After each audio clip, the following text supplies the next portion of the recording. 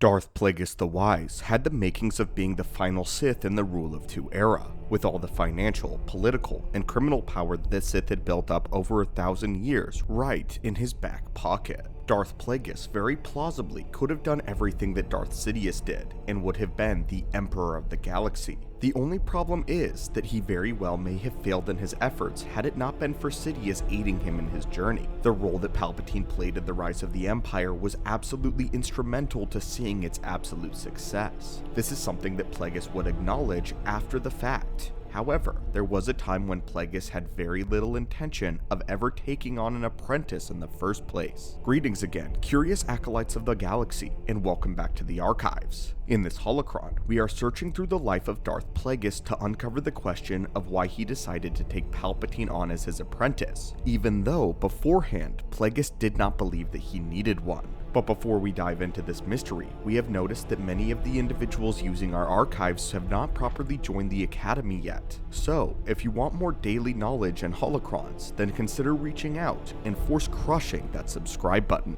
Now, let us begin.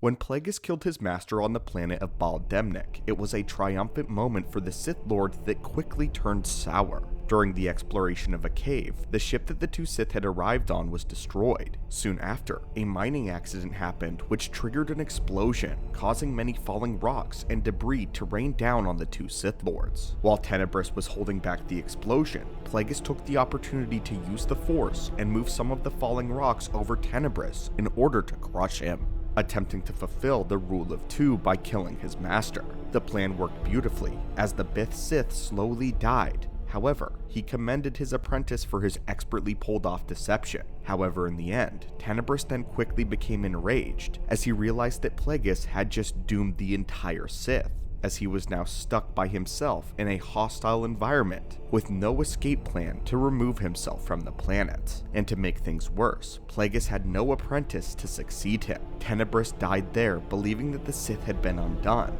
Plagueis, however, had a much different plan. Plagueis was not swayed by his master's concerns and was confident in his abilities to find a way out, which of course he would. Plagueis stowed away on a smuggler ship as he managed to escape Baldemnik with barely any trouble whatsoever, though it did somewhat weigh on his mind what his master had said concerning taking on an apprentice. There was a time when the idea of taking a fully ready apprentice did present itself when he met with the man who would become Darth Venomous, a Sith who had been the secret second apprentice of his own master in Tenebrous, who decided to engage Plagueis for the true position of Tenebrous' successor. The two had a fierce lightsaber duel in the forest, their blades and bodies moving like streaks of lightning as they clashed. Although Venomous was incredibly powerful and skilled with the lightsaber, Plagueis won out in the end through his superior powers in the Force. Defeated, Darth Venomous would beg for his life, offering to become an apprentice under Plagueis. However, Plagueis literally laughed in his face and turned down his offer, stating that obviously Venomous would just pretend to be his apprentice and then stab him in the back the first opportunity that presented itself. Plagueis would never be able to have his guard down around Venomous, so instead, the Dark Lord forced the Sith to eat a poisonous plant, a plant that put him in a catatonic state.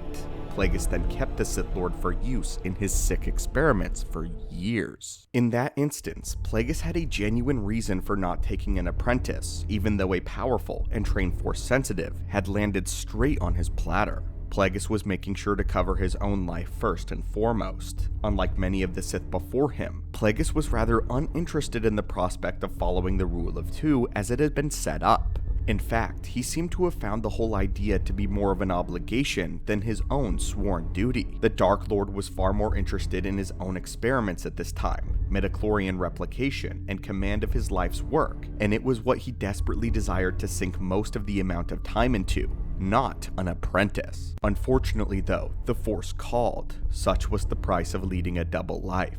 Darth Plagueis would have to share his time with Ego Damask, his alter ego, and the president of Damask Holdings, a powerful sect of the intergalactic banking clan, making Plagueis one of the most wealthy beings in the entire galaxy.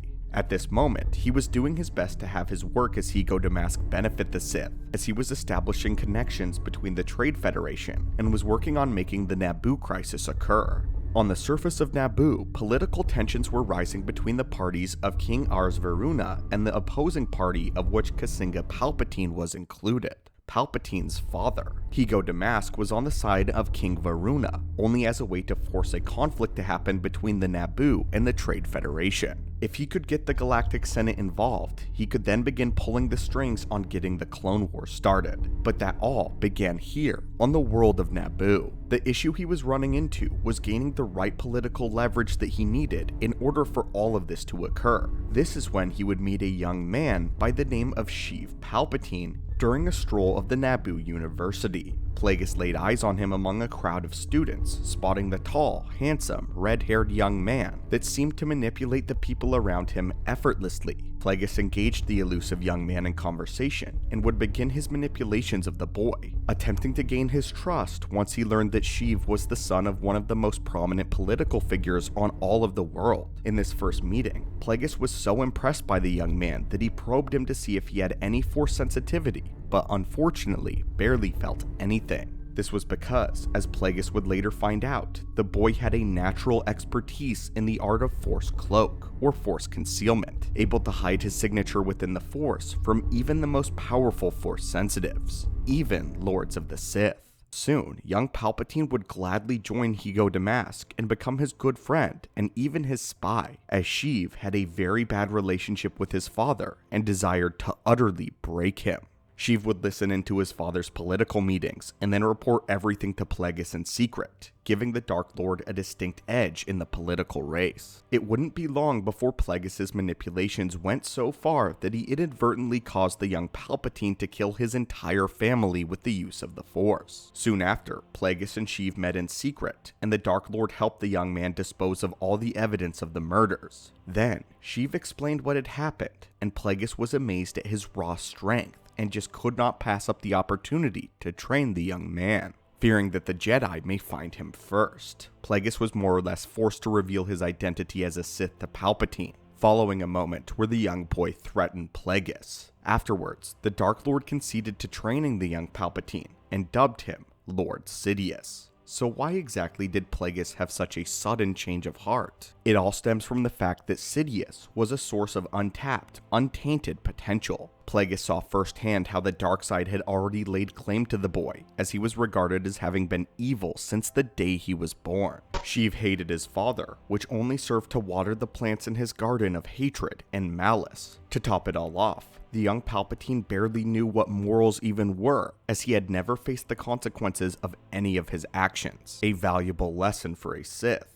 If you have enough power, you have all the freedom that you want. Palpatine was a perfect candidate for a Sith apprentice. Though Plagueis had absolutely zero intentions of Sidious ever surpassing him as the new master, he had assumed that he would be able to continue using Palpatine as a tool for his rise to the One Emperor. But simply, Plagueis knew Palpatine was incredibly useful and needed someone else to help him balance his time as Higo Damask, as well as his research into the mysteries of the Force and the manipulation of the midichlorians. To put it simply, he needed Sidious to be his Vader, and the reason why he took Sidious as his apprentice, even though he did not want to. And there it is, my friends, and fellow acolytes of the Force, why Plagueis was opposed to the rule of two, and yet followed it anyway. As always, my friends, thank you for visiting our archives, and may the Force be with you.